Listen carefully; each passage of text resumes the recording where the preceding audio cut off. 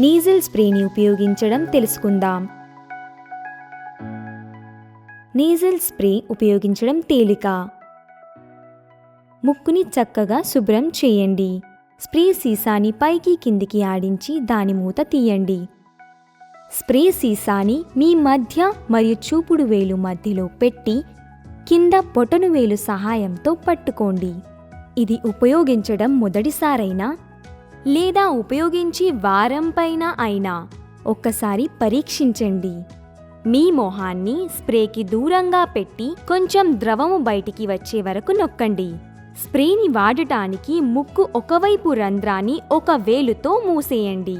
ఒకసారి మీ తల కొంచెం ముందుకు వంచి ఒక చేత్తో ఒక ముక్కు రంధ్రాన్ని ముయ్యండి. మరో చేత్తో స్ప్రేని మరో ముక్కు రంధ్రంలో పెట్టండి. ముక్కు నుంచి రక్తం వచ్చే సమస్యని అధిగమించడానికి స్ప్రేని ముక్కు మధ్య వైపుకు పెట్టకుండా దాని దిశని మీ ఎడమ కన్ను వైపు ఉంచండి. శ్వాసని మీ నోటితో వదలండి. ఒకవేళ రెండోసారి మందు వేసుకోవాల్సి వస్తే మళ్ళీ ఇదే విధంగా చేయండి.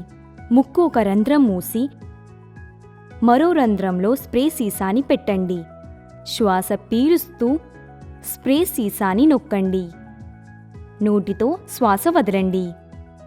ఒక ముక్కు రంధ్రంలో పని పూర్తి అయిన తరువాత ఇదే విధంగా మరో రంధ్రంలో స్ప్రే చేయండి. ఈ స్ప్రేని మీరు విజయవంతంగా ఉపయోగించారు. స్ప్రే వాడిన తరువాత దానిని శుభ్రంగా తుడిచి మూతపెట్టండి. స్ప్రేని డాక్టర్ చెప్పిన మోతాదులో వాడండి. మోతాదు పెంచొద్దు. స్ప్రేని పిల్లలకు దూరంగా ఉంచండి. స్ప్రేని 30 సెల్సియస్ కన్నా తక్కువ వేడి ఉన్న చోట ఉంచండి. గట్టిగా శ్వాస తీసుకోవద్దు. దీంతో మందు గొంతులోకి వెళ్ళే అవకాశం ఉంది. దీని కారణంగా లాభం తక్కువ అవుతుంది. ఇంకా ఒక విధమైన ఇబ్బంది ఏర్పడుతుంది. మీ స్ప్రేని మరొకరు వాడటానికి ఇవ్వకండి. స్ప్రే వాడిన వెంటనే ముక్కుని తుడవకండి.